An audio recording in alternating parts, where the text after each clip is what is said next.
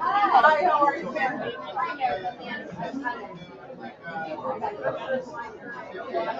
But you're here, you know.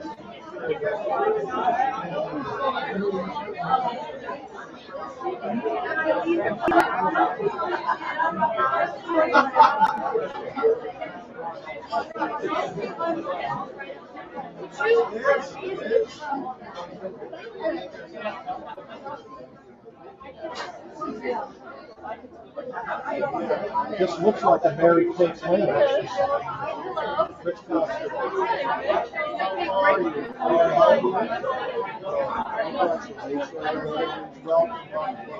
Mary, you're right there. Here's a bottle of water.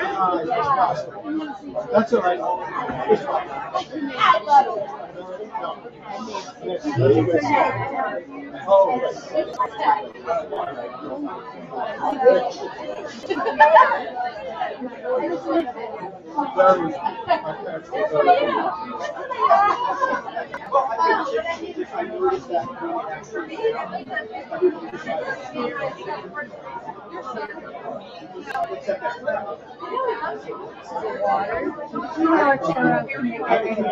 Arturo said he didn't want to sit down right away, but he has to, right? Okay.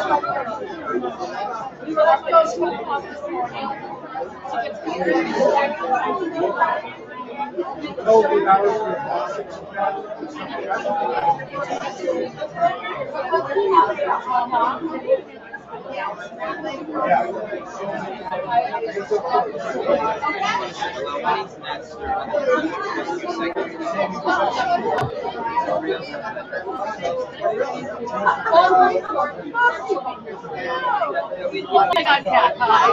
How are you?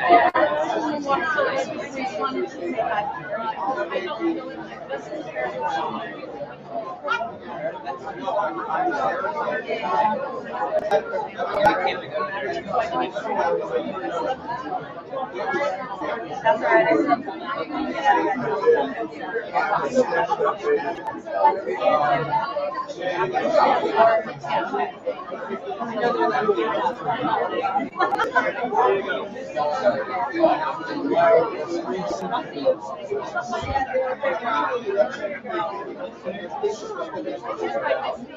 I don't want to. I wish I could just I thought this comment to be well, she said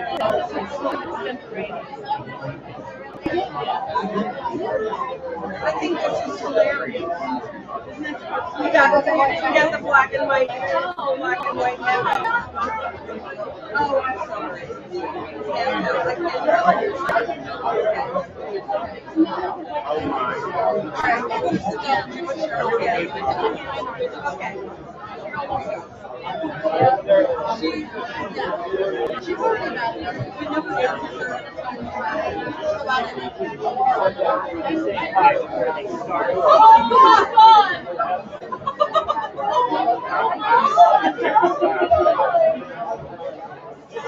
I was not going to miss you two get this. Not a chance.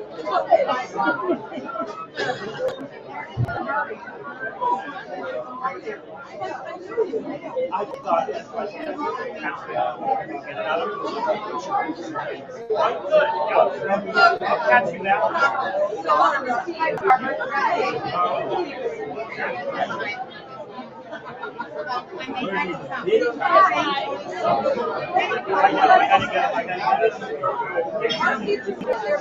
Ladies and gentlemen, good evening. Please take your seats. Let's get settled. Take your seats, please.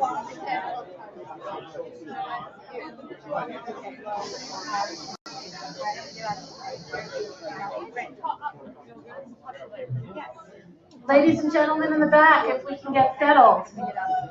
Woo! Great. Welcome to the Stage Managers Association Del Hughes Awards for Lifetime Achievement in the Art of Stage Management.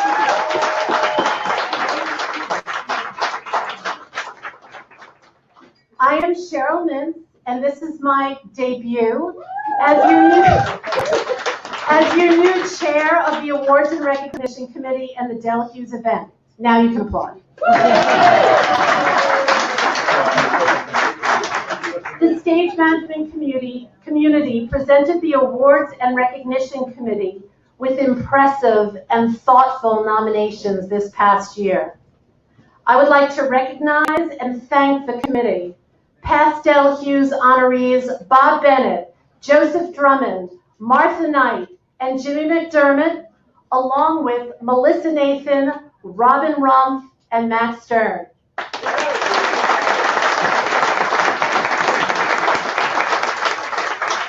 Joining me tonight in the Master of Ceremonies duties will be Ella Marie Kazel, Matt Stern, and Bill Hare. Thank you to Julie Hughes for creating a legacy for her father with this award in 1985. I would like to acknowledge the past Del Hughes honorees in attendance this evening. Buzz Cohen.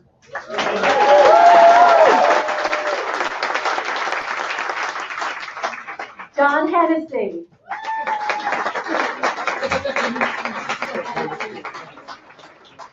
Tennessee. Tom Kelly. Martha Knight. And Arturo Perazzi. Thank you to Tom Viola and Broadway Cares Equity Fights AIDS for their support of the stage management community. Len Eggert, the Executive Director of AGMA, and SMA partner Lindsay Jones, the co-founder of the Collaborator Party, who join us tonight.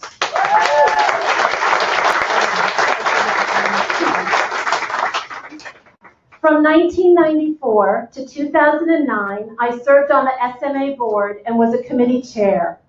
After taking a 9-year hiatus to focus on raising my son, I guess it was noticed that he was finally a teenager, so I was schmoozed back into service this past year.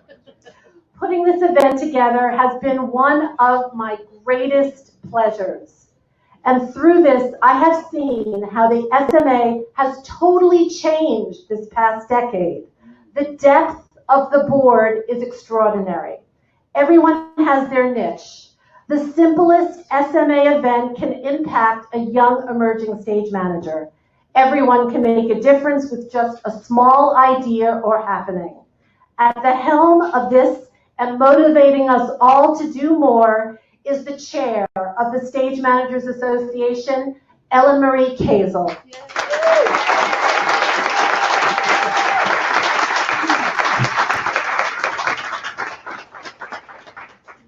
Thank you, Cheryl, and thanks for taking on this event this year. We are so pleased to have you doing this. Among those in attendance tonight are actors, producers, directors, writers, technicians, maybe even some designers, but most important, the stage managers. The honorable collaborators from whom we select just a select few to honor each year. Next year, we'll celebrate with Stage Manager 2020. So it seems right to be celebrating stage management milestones in the next year. 2020 marks 100 years since the first stage manager signed an equity contract.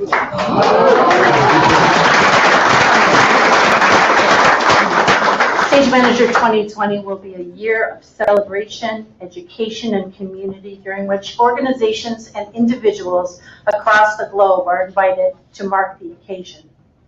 The SMA will present its own extensive programming throughout the year, and in June, the Collaborator Party will dedicate their national Tony watching events to stage managers. Thank you, Lindsay.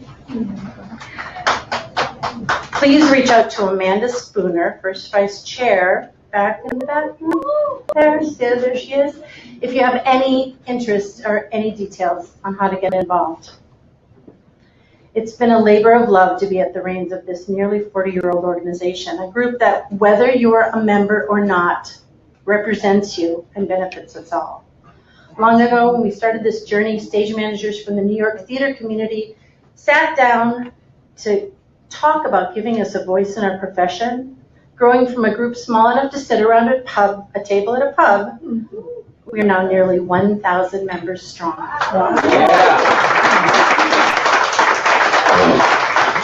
We have representatives and members in nearly 50 states. We've connected with stage manager groups on 6 continents. Thank you, Hope Kelly. And we are represented in countries throughout the world. We represent the best and the brightest.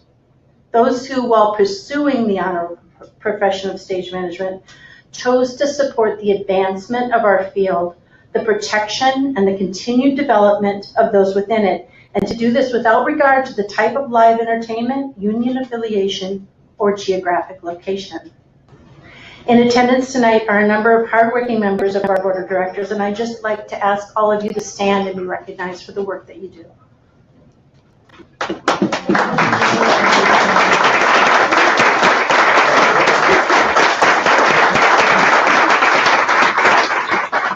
We all thank you for your support.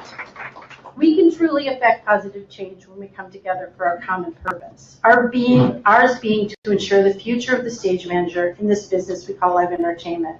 It's my hope that all of you keep us in mind when you want to provide help to a promising young stage manager. It's also my hope that you'll consider being a part of our efforts. It's up to us to ensure the continued development, recognition, and involvement of the American stage manager. I thank you for coming tonight. Now let's enjoy and honor the best of the best.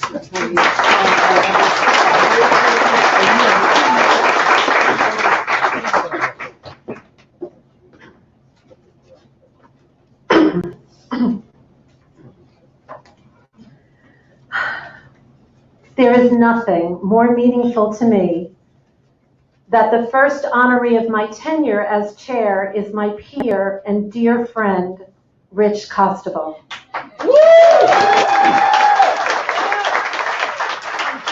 Who is being recognized tonight with the Hughes Award for Lifetime Achievement in the Art of Stage Management.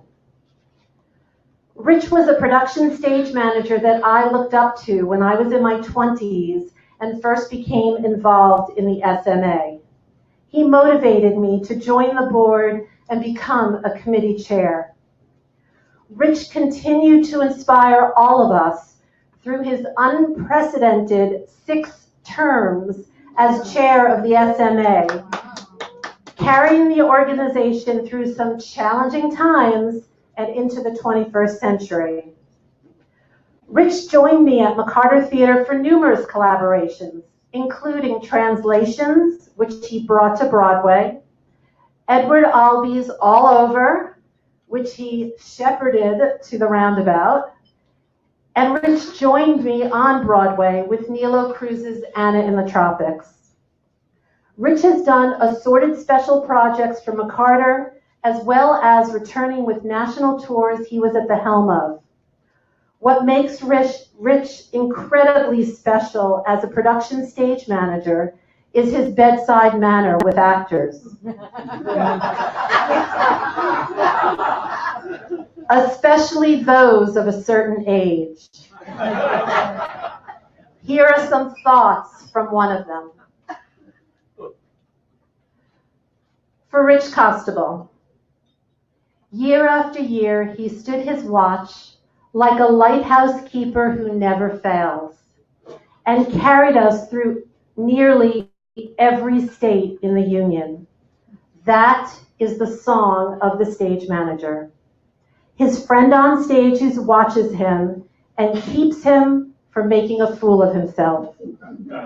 There is no way to thank a man who has given you everything and ask for more. He is my friend, and I could not have done my work without him. My admiration for Rich Costable surpassed anything I could have imagined when we started out years ago. I do love this man. I love his total devotion to duty, and I always will. Hal Holbrook.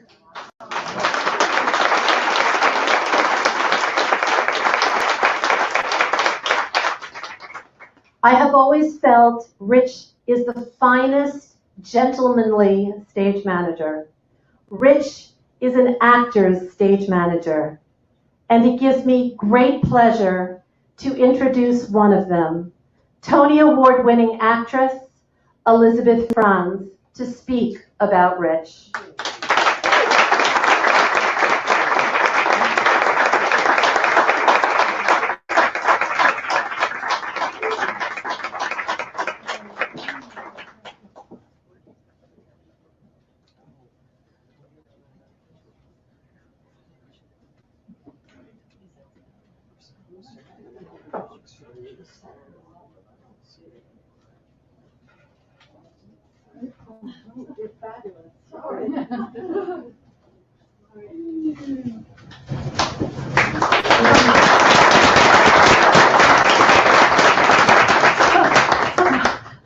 My friend here, Randall, said, "You're scared." This is your profession. And I said, "You should see me before I go on stage." Enough said. The whole room full of stage managers. I know. And I'm guessing nobody was late.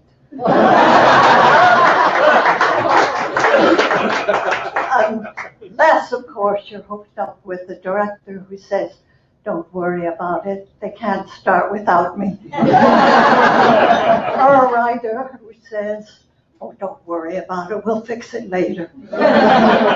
I've known Rich Constable for decades, not only as a working together, but as a friend. I've visited him in all his places. Weehawken, Normandy Beach, Mar-a-Lago.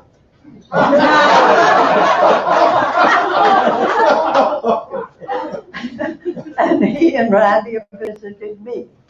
Now, I live in the woods, not near the woods, not by the woods, in the woods. There's woods all around. After Rich has left and visited me, there are 30-yard swatches of woods in every direction, and the branches and twigs are arranged in size and weight. I've had neighbors say, "So, who alphabetized your firewood?" And if any of you have ever traveled with Rich, then You may be familiar with Breakfast is at 9. I've already read the New York Times online, and we'll have a hand-cut melon, we'll have a hand-picked blueberries, and hand-held croissant. No peppers, olives, cucumbers, mushrooms. No. And then we'll have 27 minutes to get ready for what Google Maps says that is an hour and 10 minutes, but we'll allow 8 minutes to find a free parking space. And lunch at the restaurant will be about maybe an hour and 15 minutes. And then we'll have an hour and 39 minutes of free time. Before we have to have drinks with a director who directed Long Day's Journey in Icelandic.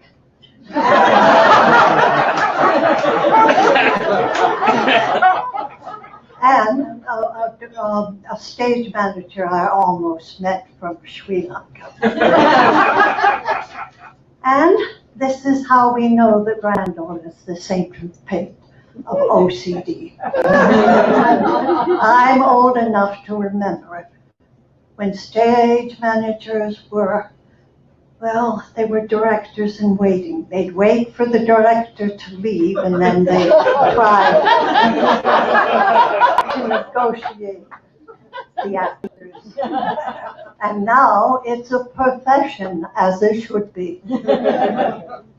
And as all professions in show business, it's undervalued by the business people. Now, Rich has a way of just walking a fine line. We know how demanding the job can be, but he is able to remind, cajole, encourage, also elbow, if need be, the actors, both he and she, back to where they belong. He's friendly and amiable up to a point when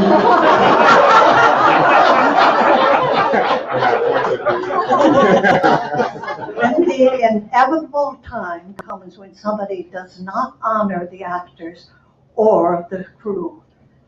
And when something is definitely wrong, then he is immovable, like a statue. Well, true, it's a statue with chocolates in its pockets, but it's a statue nonetheless. I've worked with 1 million stage managers. They're men, women, gay, straight, confused, possibly extraterrestrial.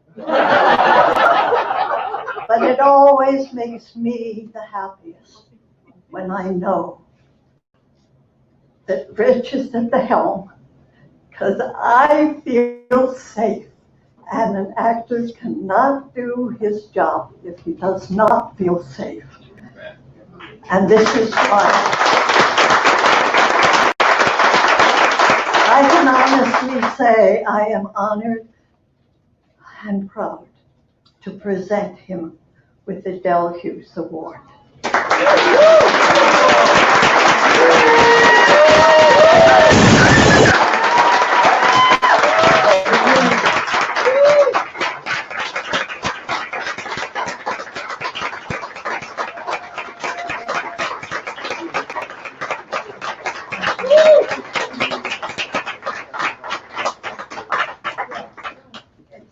Robert, did you want to get a photo?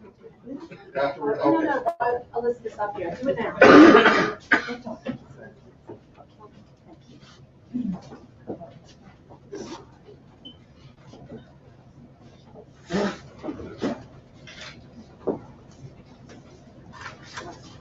Actually, I should start talking so the attention is not.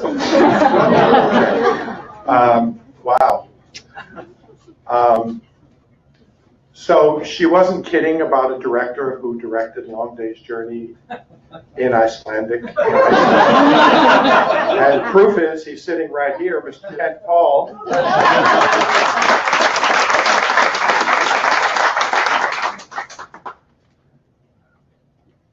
Elizabeth, thank you so much. I will cherish and laugh about all of your words as long as I breathe.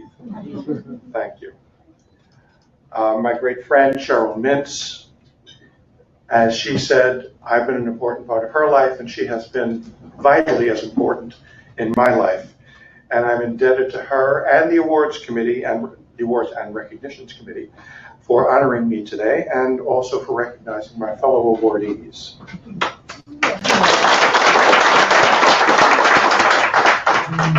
I spent a number of years on that committee, and it made me so very proud to shine a light on the very best among us.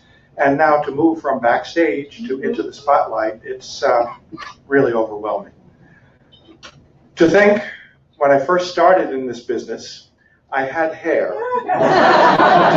And it's not cause and effect, but rather a consequence of a lot of water under the bridge, a lifetime lived.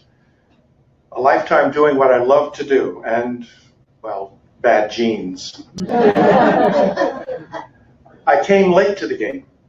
Theater had to do a little work to find me and grab me by the neck and say, hey, this is your destiny. When it did, I never looked back. It was my destiny.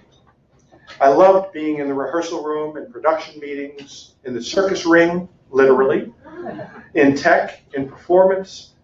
I loved and still love watching best artists breathe life into a script, inhabit characters and worlds that didn't exist before they created them. Like most of us, I've wondered often about alternate universes. In one of them, Rich Costable stayed in New York instead of spending 11 years in Cleveland. But in that universe, I wouldn't have met my amazing husband, Randy.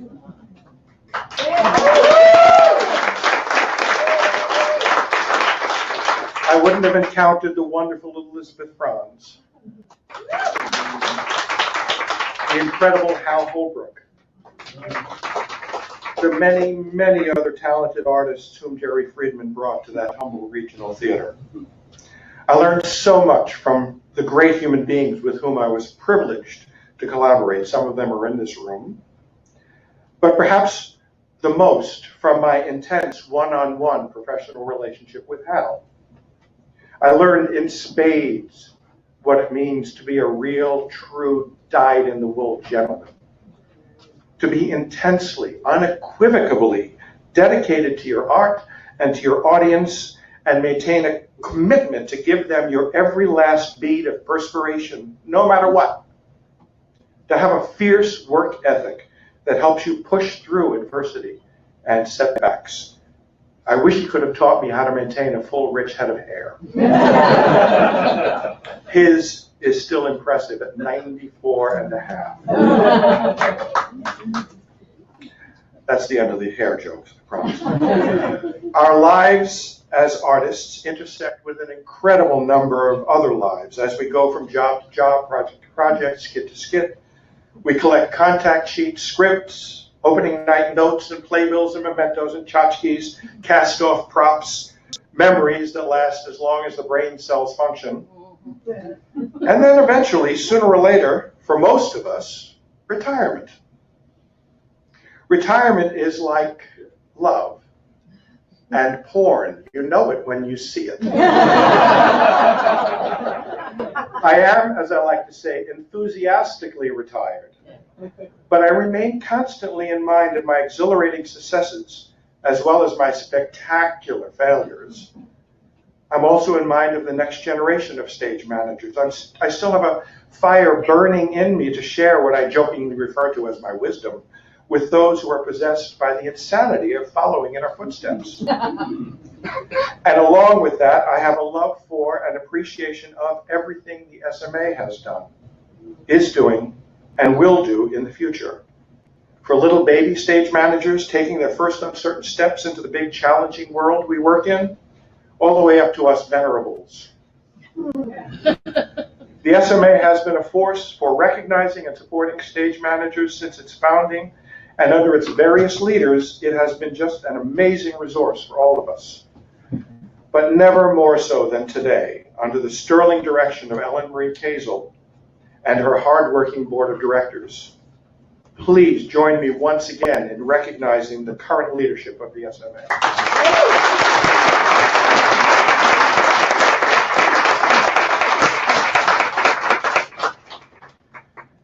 Just last week, I caught a new documentary, Terrence McNally, Every Act of Life. If you haven't seen it, seek it out. It's really, really wonderful. It's about his life and prolific career, and I was struck not only by his fierce dedication to truth in both his life and his career, but by the vast array of artists he's worked with over many, many years. And at the end of the piece, as I scanned the list of people interviewed, video clips included, artists and entity thanked, I realized that besides the fact that I've had the absolute privilege of working with fully a third of those on the list, including Terrence himself, my own career came into focus as one that has astonishingly encompassed almost every form of live entertainment, has put me in the presence of the most amazing individuals, has taken me to far-flung locations all over this country, Canada, and the UK, and given me so much joy, so much satisfaction, so many friends, and such a full life.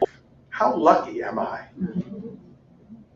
I was the first in my extended Italian family to come out, the first to go into the arts, the first to work in or at least visit all 50 states, and now the first to be recognized for a lifetime of achievement in my work. I am honored, I am humbled, and I thank you all for being here to celebrate this evening with me.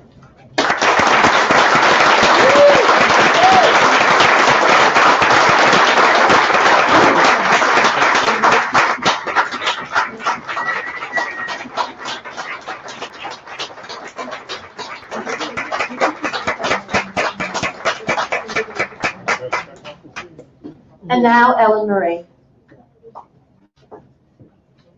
Just want to say I wouldn't be here if it wasn't for this man going to take his seat right now.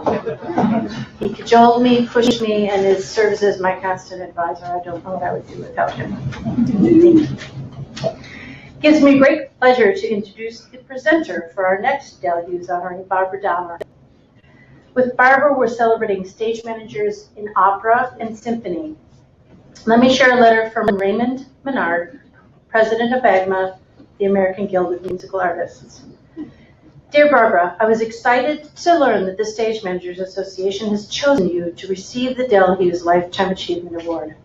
I understand this award is given only to those stage managers who represent the finest qualities in stage management: patience, diplomacy, organization, sense of humor.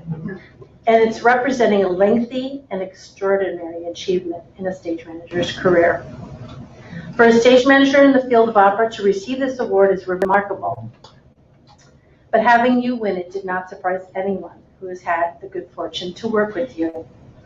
As you have built your career as an opera stage manager, I as an opera stage manager offer my heartfelt congratulations to you and want you to know that this well-deserved recognition of your dedication and love of our art has made all of us at AGMA extremely proud. Best wishes, Raymond M. Menard, President. I now call upon my dear friend Meredith Greenberg, who I worked with and for on the West Coast at Deaf West and SSDC, who worked alongside me to create a space for directors on the West Coast, who currently serves as the Distinguished Chair of the Department of Theater at Cal State Los Angeles, and is herself an accomplished theatrical and opera stage manager, to make the Del Hughes Award presentation to Barbara Donner.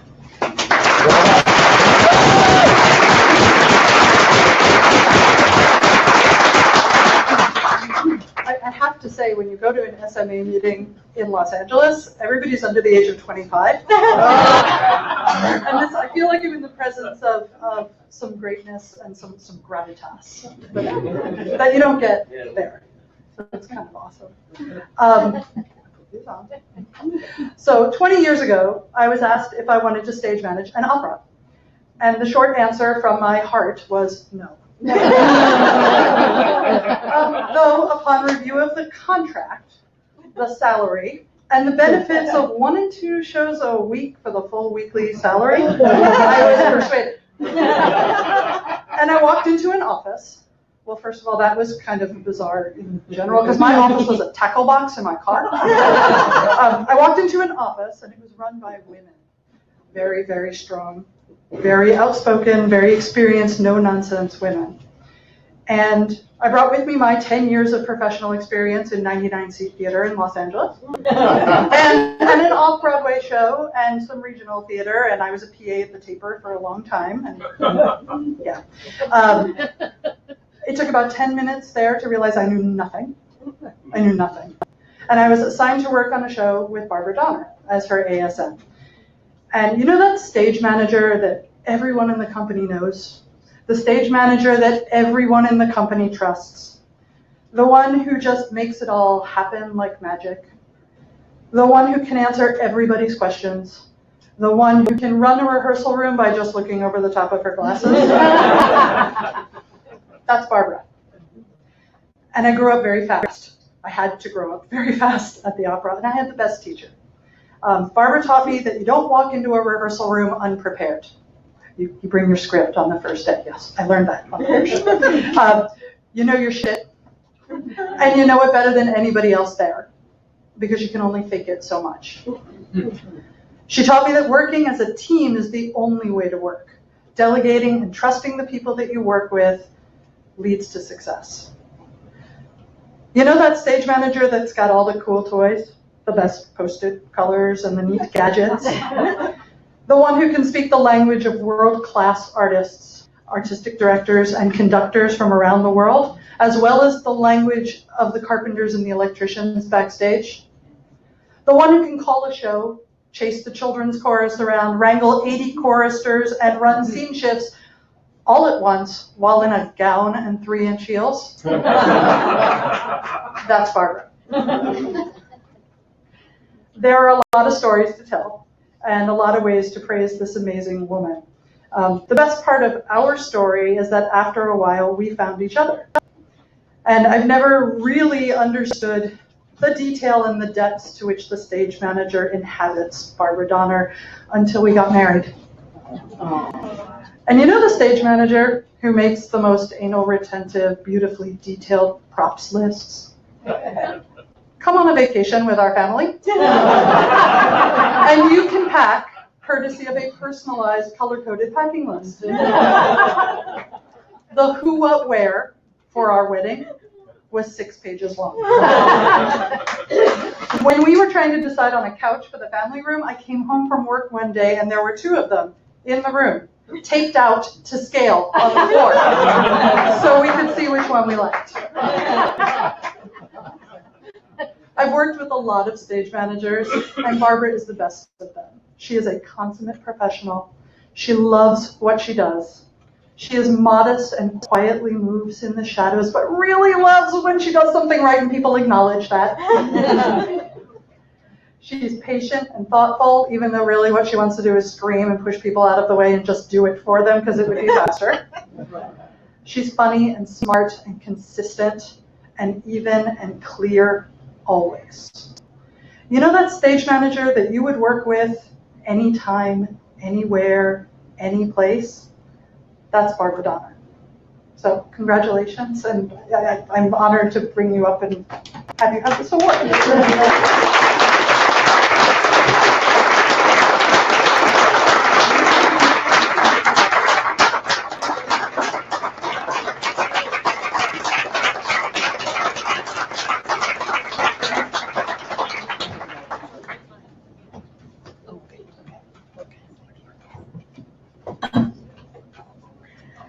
Well, first of all, thank you, Meredith, for that lovely introduction. I hope I am able to live up to what you have just pronounced to the world.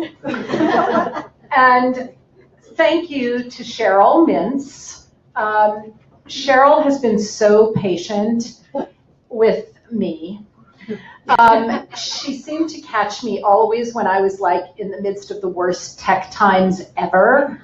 And she would want answers and things, and I was not very prompt in getting back to her most of the time. So Cheryl, thank you so much for your patience and for making this amazing evening.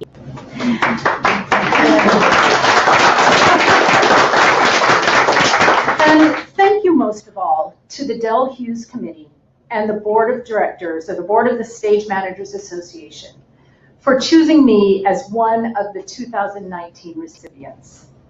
It is indeed an honor to join such a long list of illustrious stage managers. The Dell Hughes Lifetime Achievement Award in the Art of Stage Management. It's pretty heady. When news got out that I was receiving this award, and I started getting congratulations from my friends and colleagues, I found that my stock response was, it just means that I'm old and I've been doing this for a really long time. And while both of those things are true, I also started thinking about how it was possible that I had been a stage manager for so long. As we all know, this is not an easy road to travel. How have I spent 40 years in a profession that I fell completely into by accident? I never dreamed that I'd be a stage manager. Growing up, I thought I'd be a teacher or a concert pianist. But never once did I think I want to be a stage manager. I didn't even know what a stage manager was. I ended up going to college at the University of Cincinnati College Conservatory of Music, CCM. There I met my friend Blythe DeBlaise. Her dad, James DeBlaise, was the general director of the Cincinnati Opera, and Blythe worked as an assistant stage manager for that company. In the summer of 1979, I was attending summer school at CCM, and one day I got a call from Blythe saying, oh my God, we've just lost one of our extras, and I'm wondering if you can come down and fill it. I'm like, yeah, I'll be there, on stage at the Cincinnati Opera. So went down. My role was very small, and I was only in the first act. So the rest of the opera, which we all know can be really long, I spent backstage with Blythe, watching what she did as an ASM. I was completely sucked into the backstage world, and I didn't leave the opera until the end of the season. It was then that I finally realized what a stage manager was. And it was Blythe who pointed out to me that I could actually work as a full-time stage manager, that there were opera companies all over the country. So I decided to send my resume to all of those companies. And remember, back then, that meant getting your resume copied at Kinko's, typing out your cover letter on the Selectric typewriter, putting it all in an envelope and sending it via snail mail. Well, that's what I did. And then I waited. I got 4 interviews and finally accepted a job with the San Diego Opera for a whopping 16 weeks of work. And so it began. I spent a number of years traveling a circuit of companies. Cincinnati Opera and Opera Theater of St. Louis in the summers, San Francisco Opera in the fall, and San Diego Opera and Opera Pacific in the winter months.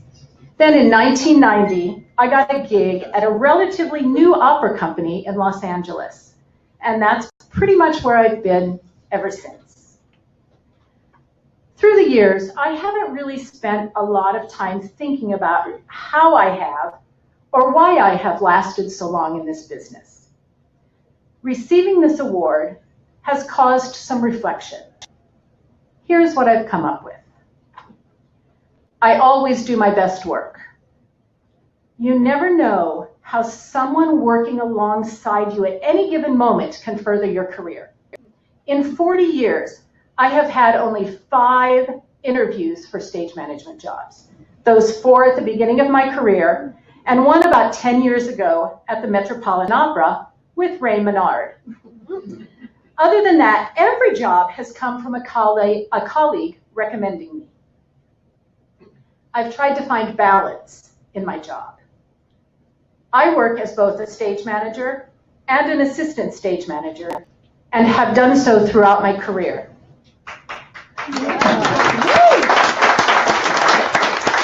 This might be something that's more doable in the opera world than in theater, but being able to occasionally step away from the stress of being the stage manager and work in the more supportive role of an ASM has helped me keep things in a more balanced perspective. I established a support system. I'm lucky that I always had the support of my parents. At the LA Opera, my colleagues are my second family, and we support each other every day. My number one support system is sitting in this room, and you've met her, my wife, Meredith. Without her, I'm not sure I would have made it this far as a stage manager. She's my cheerleader. She is brutally honest with me, and she wholeheartedly supports the work that I do. And she's an amazing stage manager herself, from whom I constantly learn new things.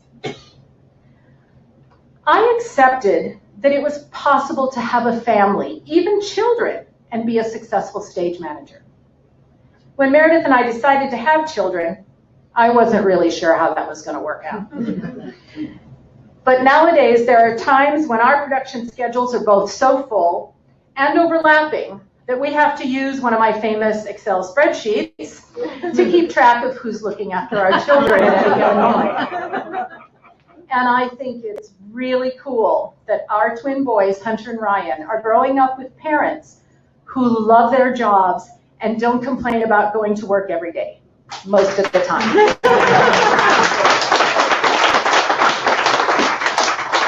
I have tried to stay adaptable. So much has changed during my 40 years as a stage manager. Typewriters became computers. Pencils and templates became Post-its. Wired headsets became wireless. And oh my God, email. All of these things have made our work both easier and more complicated. Be ready to keep learning because who knows what's next.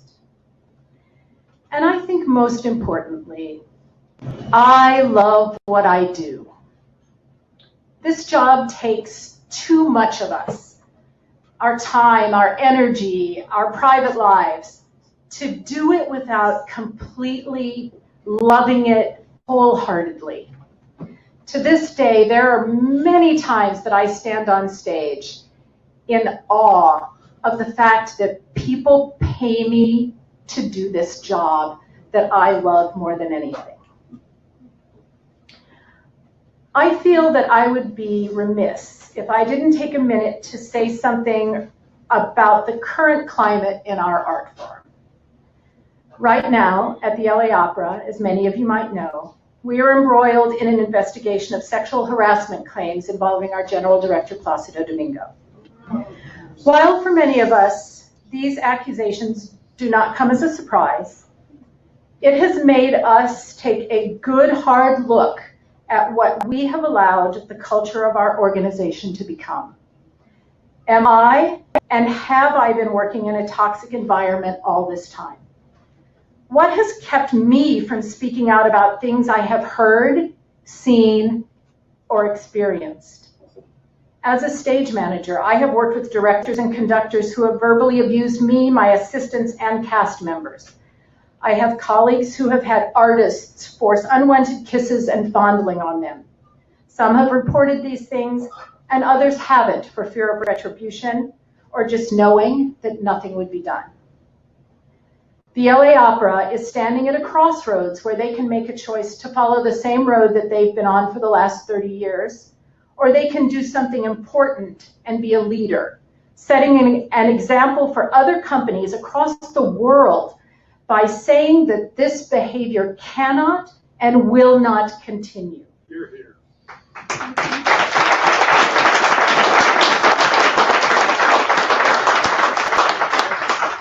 We all have a duty to speak out about what we see and hear, and have the right to not fear what might happen when we do.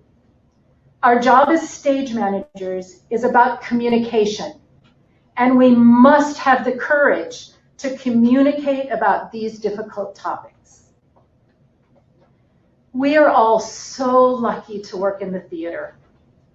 I feel it's our job to make magic, to make people uncomfortable, to make them think, and to make a real difference in our world. Thank you to everyone who's here tonight, my friends who have surprised me from Los Angeles and from AGMA, and all of you I've never met, my fellow awardees. It's so wonderful to stand here with you. So thank you to everyone.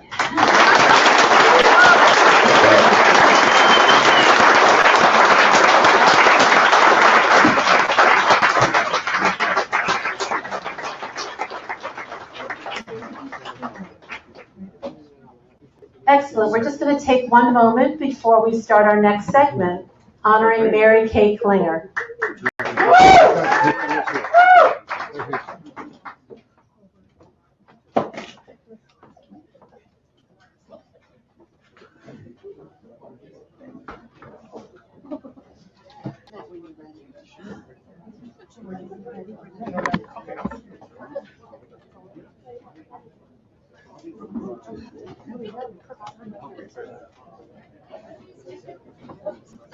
Good evening.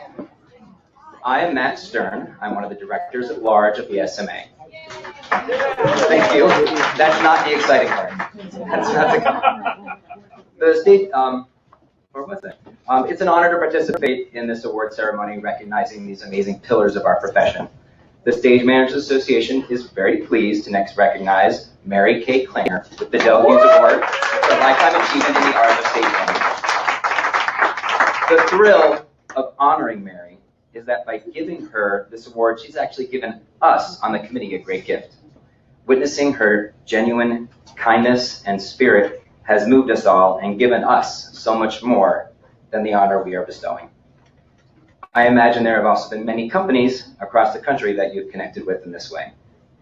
The Del Hughes Committee, the SMA, and our community at large are so pleased that she was able to make this journey here tonight. Mary's career reaches into some of the most extraordinary theater companies, not just Broadway, but Steppenwolf, DC Shakes, the Denver Center, CTG, the Old Globe, and many, many others. They've all benefited from her spirit. She's also impacted our industry by training generations of stage managers during her 20 years as an adjunct professor of stage management at USC. Her career represents a distinguished and admirable artistic body of work. One of her dear colleagues couldn't be here tonight, but here are a few words we've been asked to share from your dear friend, Jimmy McDermott. Before Mary's presenter is introduced, I want to briefly talk about one of tonight's Del Hughes awardees, Mary Kay, without a period. 33 years ago, I met Mary when she was hired at the Mark Taper Forum as a PA for a 3-show rep I was PSM for. I immediately perceived the potential of Mary as a stage manager. Our actual journey started when I needed an ASM for Lost Highway. My perception was correct. Mary's journey of learning and growing produced a successful and fabulous career. She and I worked together on many shows. In fact, I assisted her on a few, which included 2 shows, Spunk and Jelly's Last Jam, again at the Mark Taper Forum, directed by the gentleman you will soon be introduced to. I have to say, of all the shows that I've been involved with in my career, the one I consider the best in my life, and I'm so proud to have been a part of, was being Mary's first assistant on the world premiere of Angels in America at the Mark Taper Forum.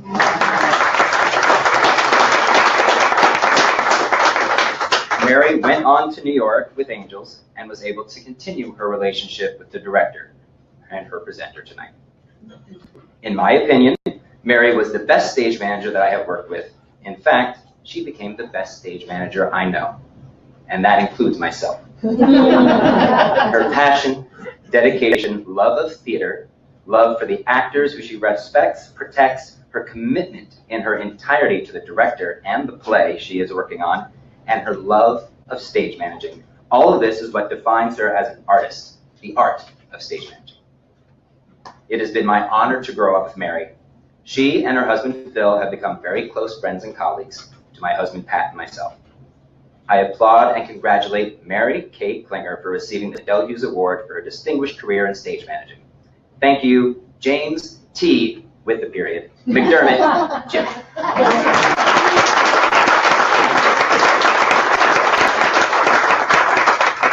So it is now my honor to introduce George C. Wolfe, who you may have guessed by now is presenting the award to Mary. As an esteemed director, playwright, and three-time Tony Award winner, George's work is synonymous with intelligence, wisdom, collaboration, and creativity. He directed the original Angels in America plays Millennium Approaches and Perestroika, for which have been heralded as one of the most important pieces of theater to come out of the late 20th century. He led the public theater for over a decade, creating theater that challenges audiences, explores social issues, seeks change from complacency, and demands the best of us. As I'm told, he also demands the best from his stage managers. I have had the pleasure of working with George, so I did some research with a few who had. What I learned is that you have to be at the top of your game to work with George at the helm. His caffeine-fueled sense of humor is matched only with his intense psychological and philosophical insights. And no matter how much you chase him around with a chair, he will end up sitting on the floor. He's not only an inspiring artist, the force behind many great works, Take Me Out, Carolina Change, Normal Heart, etc., but also a passionate advocate for inclusion. He brings together and amplifies the voices of those who are not being heard. He has done this for us in the theater and is also doing this with his distinguished work in film and television. It's no surprise he was inducted into the American Theater Hall of Fame in 2013. We are honored that he is here to bring his distinguished voice and perspective to this evening's festivities. It's my sincere pleasure to welcome to the stage Mr. George C. Wolfe.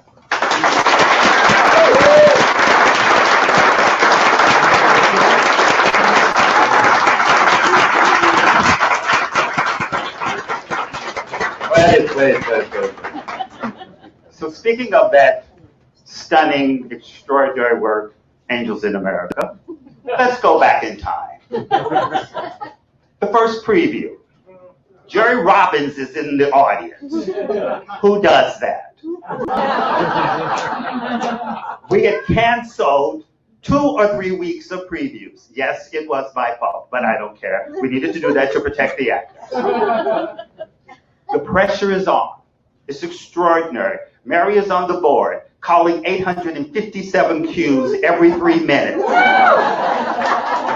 We had a program, a computer program, that I think was connected to Detroit and the car industry. So when we were teching, we had to keep on tricking it to do what we wanted it to do instead of building cars right in the middle of the stage. So pressure, horror. Extraordinary play. We're in previews, first show, going brilliantly, going extraordinary. Oh my God, but you hear the sound of Tony Krishna over there writing a novel, which I then got later that day, and it was not a novel, it was notes of what I was doing wrong, but that's beside the point. We come to the final scene. Pryor is in the bed, looking up. Triumphant music, horrifying music, light cues, everything is going. He's looking up. The audience is looking up. He's looking up. The audience is looking up. The angel does not come down.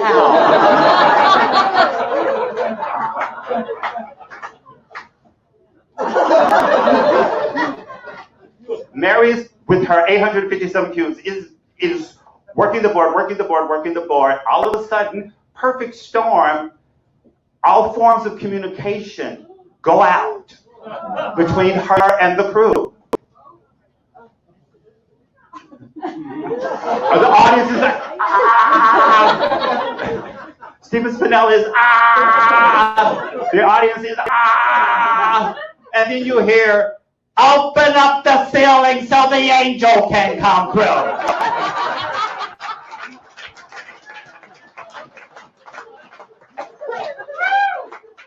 Other people report her as saying, open up the damn ceiling so the angel can come through. She has a version of it where she says, open up the window so the angel can come through. that degree, but and then the angel came through and everybody cheered and everything was fine. But it was a stunning moment in the American theater because no matter what, something magical happens. And in that case, that magic would not have happened were it not for Mary.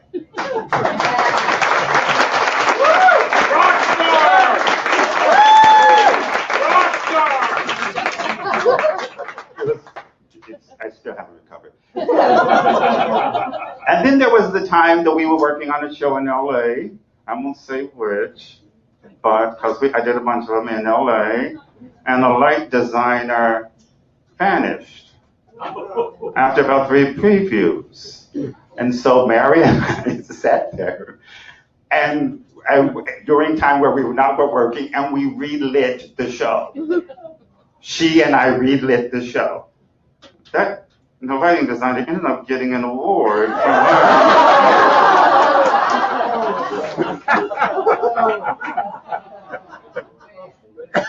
And then when Spunk went to London, around that time she and I started to become friends, but then when we were in London, I realized this was a dear friend of mine who I deeply loved.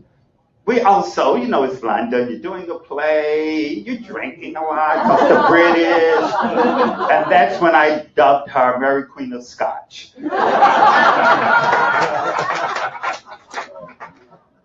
But through all the journeys and all the productions that I've worked with, and that's my favorite time, there was another actor in a production who periodically, if he didn't like the way the audience had reacted, would stick out his tongue during the curtain call. Like literally, and bow.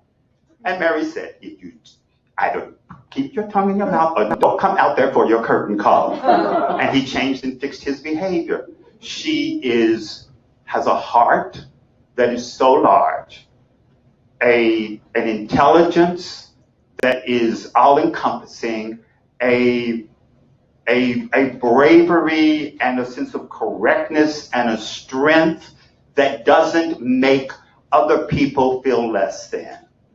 It's a strength that allows other people to see the possibility that exists inside of them. I've seen her use that energy on actors. I've seen her use that energy on young stage managers. She is grace. She is heart, beyond caring, beyond discipline. Everything she does with all of herself. She is a great theater practitioner, and she is a great human being and friend. I am very honored and very thrilled to bring to the stage the lovely Mary Queen.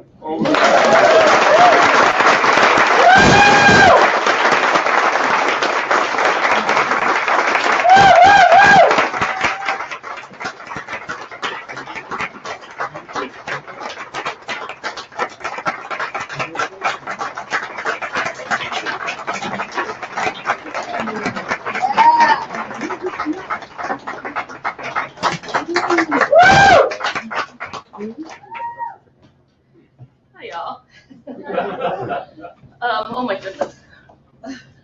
I'm not really a public speaker. And I struggled and I thought about this speech for a really long time, and basically what y'all said was really perfect. It works really well for me. I agree wholeheartedly with everything you previously said. Actually, my version of open the ceiling is, what I actually said was, open the motherfucking ceiling.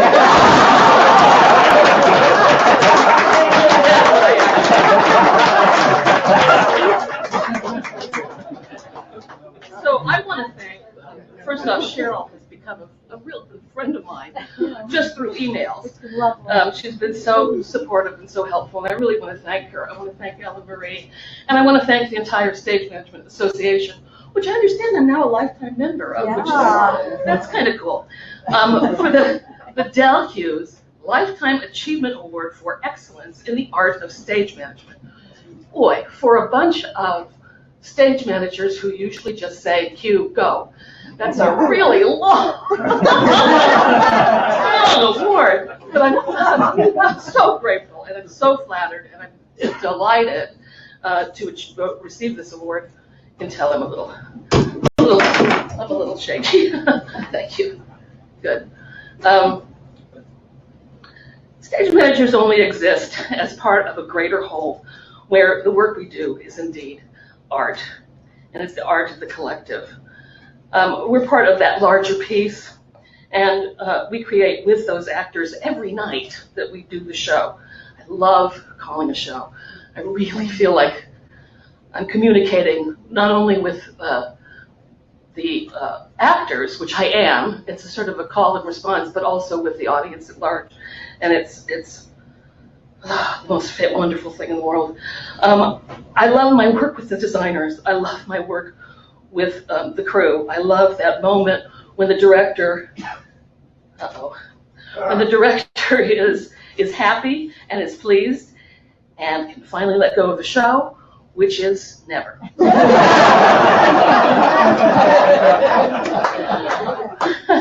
I love the actors, and I don't think that we can do this if we don't love the actors. Truly. We have to care for them, we have to respect them. My actor friends are in the audience. Thanks, Bruce.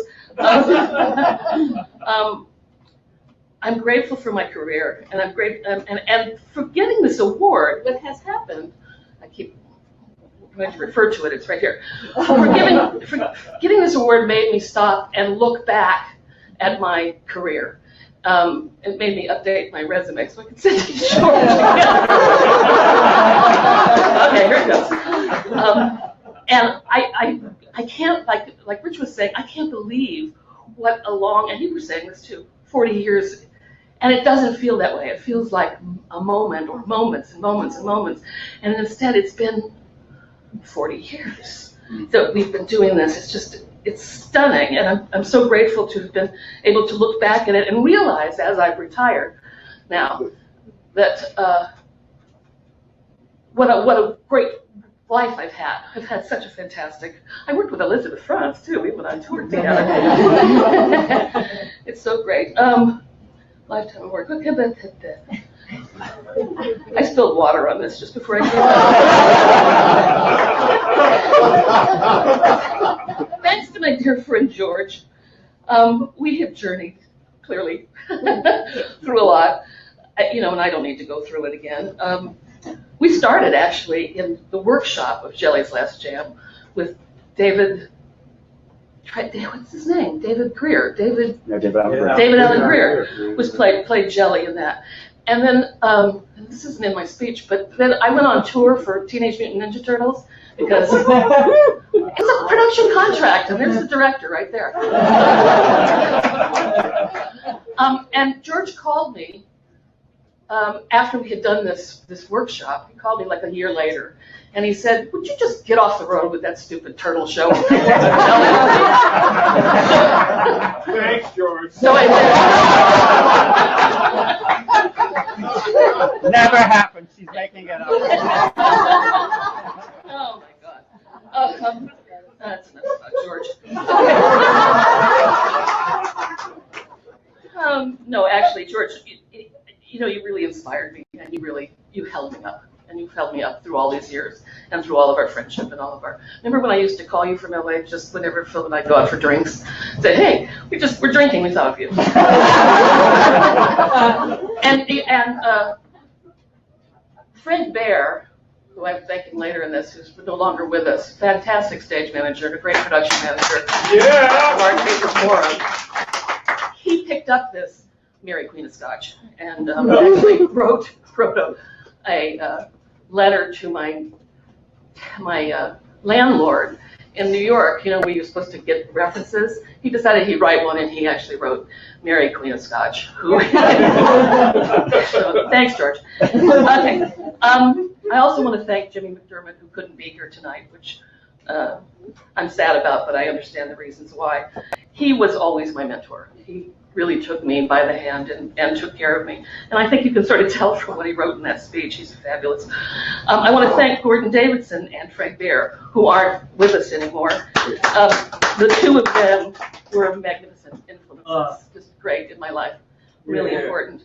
And to my students, who are working all over the country, I'm so proud of them. They're just, it's amazing. And one of them is here tonight. Kat Meister, she's way back there. Hey, Kat, thank you so much for coming, sweetheart. I want to thank Kathleen, I want to thank Bruce, and I want to thank Tom White, who are here tonight, for all the support that they've given me throughout my career. We love you! He's the loud one in the group. And for all the work you've given me, Tom, I really appreciate that. I want to thank my best friend Nancy Charles, who flew here from Montreal just to take care of me. As you can see, I'm a little unsteady these days, need looking after. I appreciate it so much. Love you. I love all of you, and I'm so grateful to be here, and I'm so grateful to be with all my fellow award winners, and it's not really winning, I guess it's really recognition. And what a lovely, wonderful thing to come to the end of your career and receive. Nobody knew I was retiring, it just sort of happened, and then to get this, thank you so much, it really means a lot.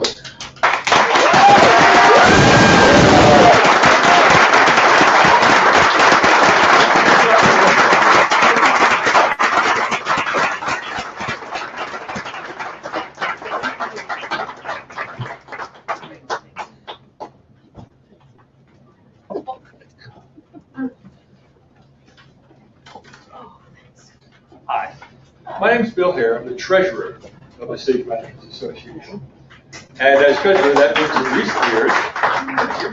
recent years, I've had the pleasure of working with Janet Friedman on the execution of these Delegates Award ceremonies. Janet took this from a small collection of fond professional colleagues into the industry-recognized event you see here tonight. It has grown tremendously, or had grown tremendously under her guidance. It was a great pleasure throughout to work with Janet, to watch her commitment come to the fruition, her fond caring for the event were an inspiration, and to have some part in sharing in her successes was indeed a privilege. Thank you. All of Janet's work, for those of us who have known Janet for a number of years, have exemplified all of the values that the stage managers who founded this organization brought forward as the way things ought to be in our business. And Janet is the personification of all of it. So it gives us great pleasure this year to give Janet the Founders Award in recognition of all of her work for these many years for the Stage Managers Association. So thank you very much.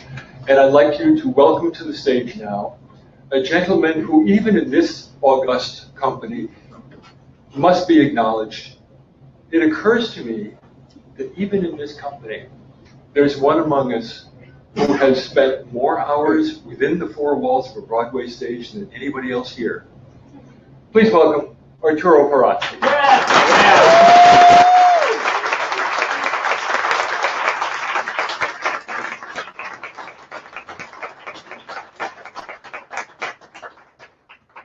Wow. 2 years ago, I was honored here, and it's overwhelming. And I understand what you're all feeling, because I've been here. I've had the honor of working with you, George. Such an honor. Thank you. We've actually worked together. I haven't a clue when. The drugs of the 80s are very good. They caught up with me.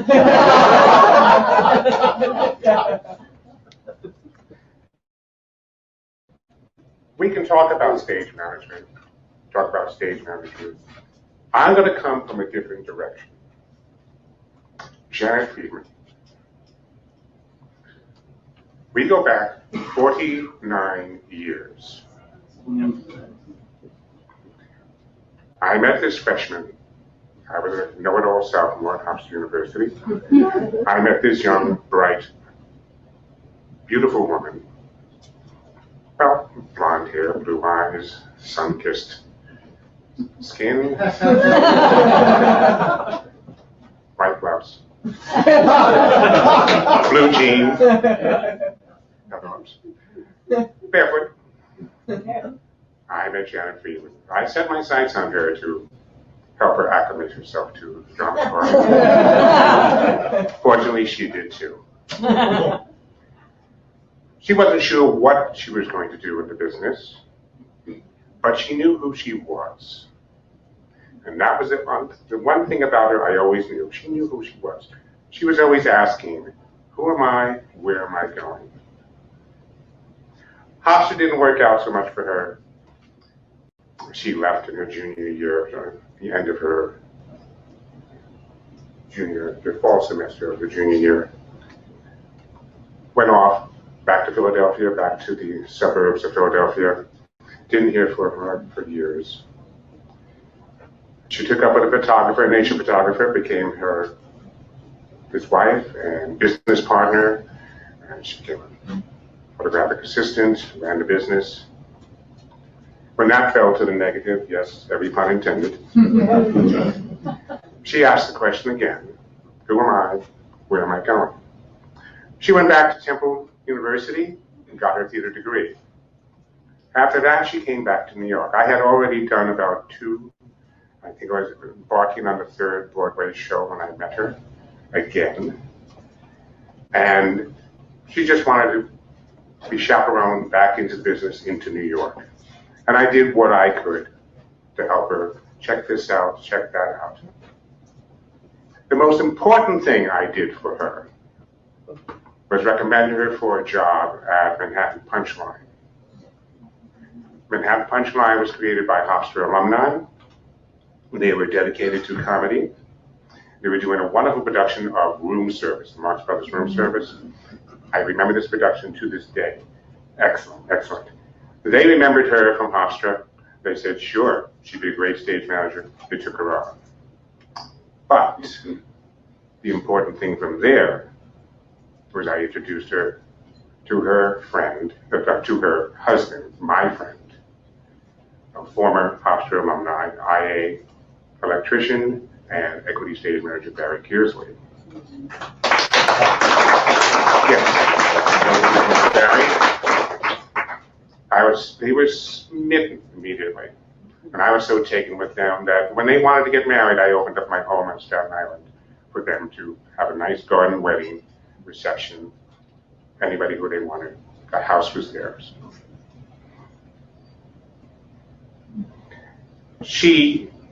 Her career began to take off from there, doing off-Broadway, doing Broadway. She lost her husband, Barry, in '89, but that didn't stop her. She asked that question, who am I, where am I going? And she got into corporate work, industrials as we call it. She was able to do it all. Broadway, off-Broadway, industrials, special events. But that also waned at one point. And she asked the question, who am I? What am I doing? Where am I going? And she reinvented herself yet again. And this is the key, the point about Janet. I didn't know what I was going to say today. On my bike ride today at the 35th mile, yes, I do long bike rides. They make me think. On the 35th mile, I pulled over and said, this is what she's about.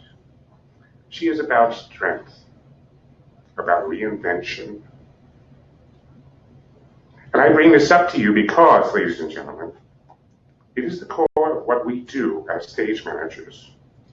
We don't just facilitate, we rethink, we reinvent, we renew with each gig. And we strive to do better than before because it is an integrity for what we do and for the production. She was tireless at reinventing herself and making the next move. Even when that business was waning, she discovered a whole new business. She took advantage of the bug bedbug crisis here in Houston. She created a business.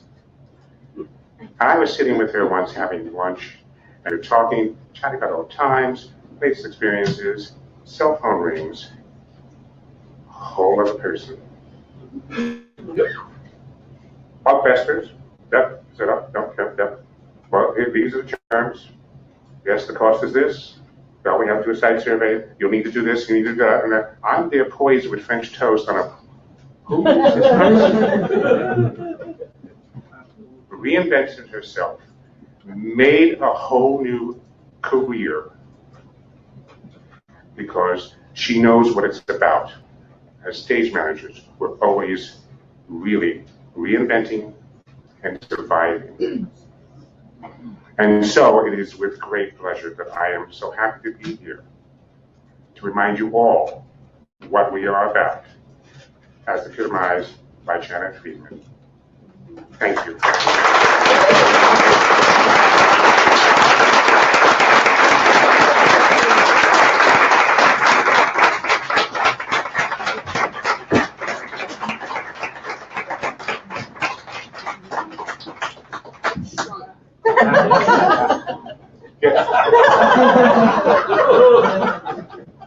Oh, this is so beautiful.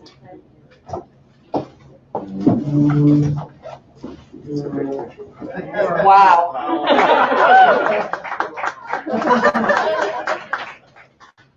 Thank you, Arturo. And thanks to Cheryl Mintz and the Recognition Committee who took it over and are forging ahead so brilliantly. As I greet you all with great humility for this honor, I can't help but wonder, am I just the oldest one still standing? I wouldn't be standing here at all if it weren't for, as my Arturo has already said, my late great husband, Barry Kersley. We were at the first meeting of the fledgling Stage Managers Association. So, in the beginning, there was Backstage Restaurant. And Backstage Restaurant had alcohol and food and tables and chairs. And so the stage managers came and they saw that it was good. And they decided to come back again and again and again. Well, I want to say how grateful I am to the SMA team who put together the website and managed, to my delight, to make available almost all of the newsletters.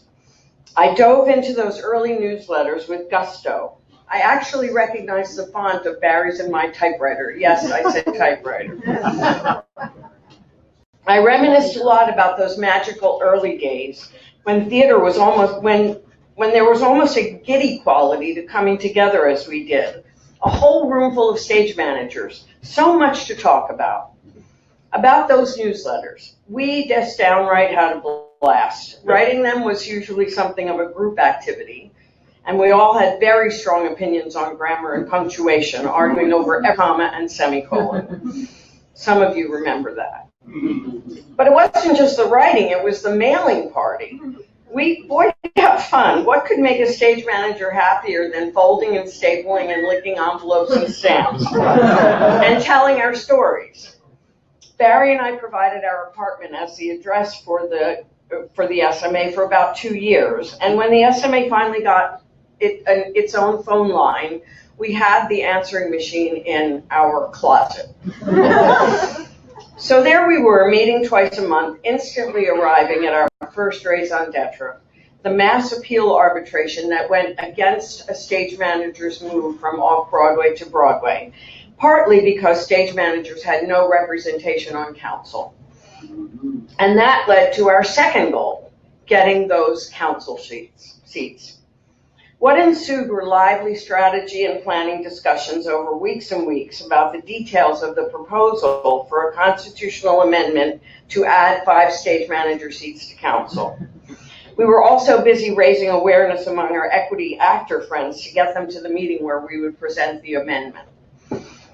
Well, I want to tell you that when you get a bunch of us to rally around a cause, we can get to work. Within about a year, we managed to propose and campaign for an amendment to equity's constitution. And then on the day of the meeting, at the last minute, Equity had to move the meeting because it was too small where they were to the Booth Theater, where we packed the orchestra with our supporters and got the job done. There was much discussion about our place in the world of professional theater, which for us at the time was pretty much focused on Broadway and off. And so we discussed and discussed and discussed whether or not we should leave Equity or join IA or even SSDC or APPAM, but in the end we chose to work within the system. Those discussions led to figuring out what and who we were, picking a name, and arguing about where the apostrophe was going to go. Choosing officers and the rules for civil discussion. In short, getting organized. And then there were the drink nights every other Thursday after the show at Great Aunt Fanny's. Raise your hand if you remember that. Well, I simply can't share my view of the beginning without also sharing how many truly deep and abiding friendships I formed and maintain to this day. I wish I could name all the amazing pioneers who came together, those who passed and those who are still here, but I'm sure I'd be up all night thinking of who I'd forgotten. So, in fact, from meeting in bars, we have created a community which has, over the years, expanded to include stage managers from all disciplines and all sorts of stages from coast to coast. What began as an informal gathering to exchange stories has evolved into a nationally recognized and respected voice in the business. Thank you all for this honor.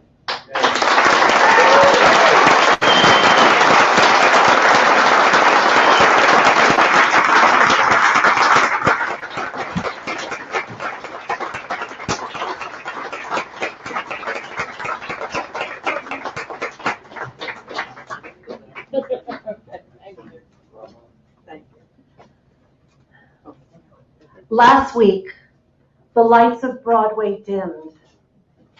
The first time in memory of a great Broadway stage manager, Artie Gaffin. Please join the SMA in a moment of reflection on a greatly loved theater maker.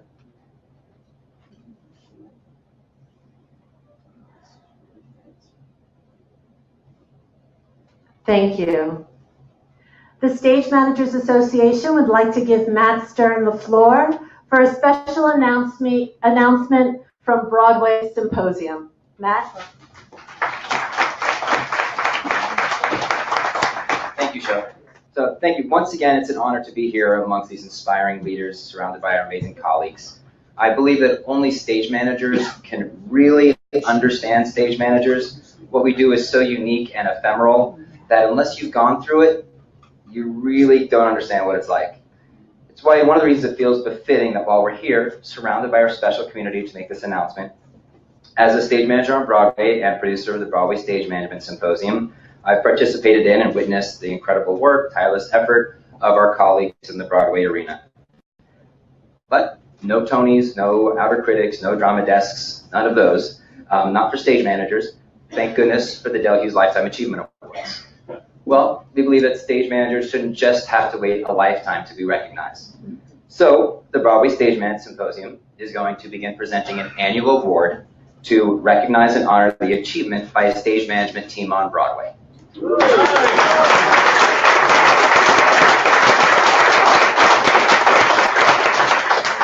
Thank you.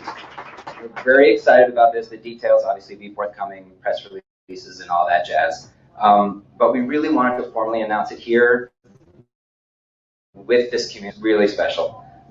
Thank you for the SMA to allow us to make this announcement, and thanks to our entire community for being so incredible, supportive, dedicated, caring leaders that you are. Stage managers are the backbone of any theatrical production.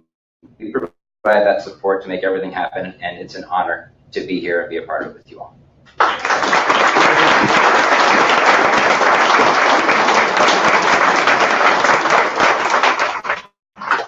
So bravo to Rich, Barbary, and Janet.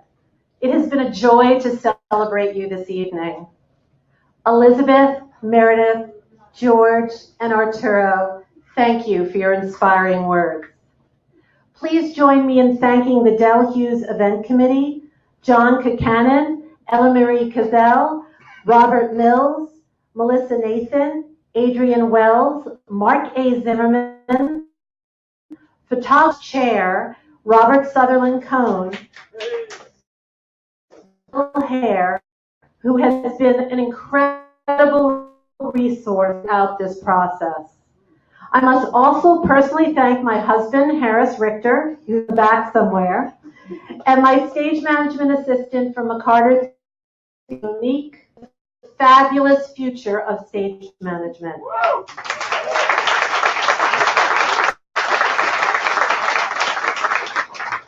October 10th is International Stage Managers Day, and our second vice chair, Hope Rose Kelly, will be shooting a 10-second video of all of you right now.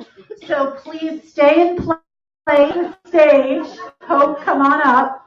And after our video shoot, I would like to ask the honorees and guest speakers to come on stage for some photos.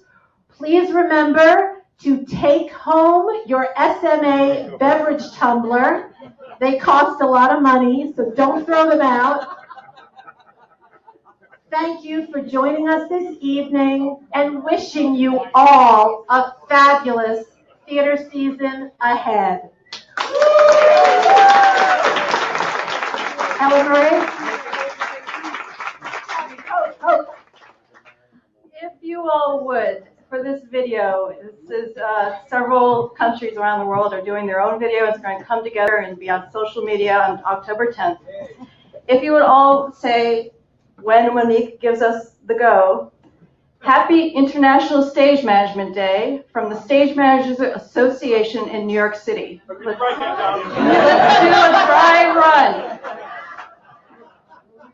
1, 2, 3, go. Happy International Stage Management Day from the Stage Managers Association in New York City. All right, we're doing this for real. Monique is going to give us the go. Now get back on the mic. Get back on the mic. We're going to screw this up. Get up, one. I'm off, one. Happy International Stage Management Day from the Stage Managers Association in New York City.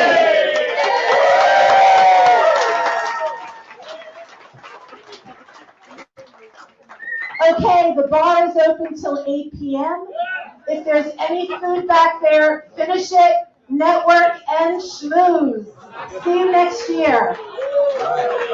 Peace out, everyone. Thanks for watching streams.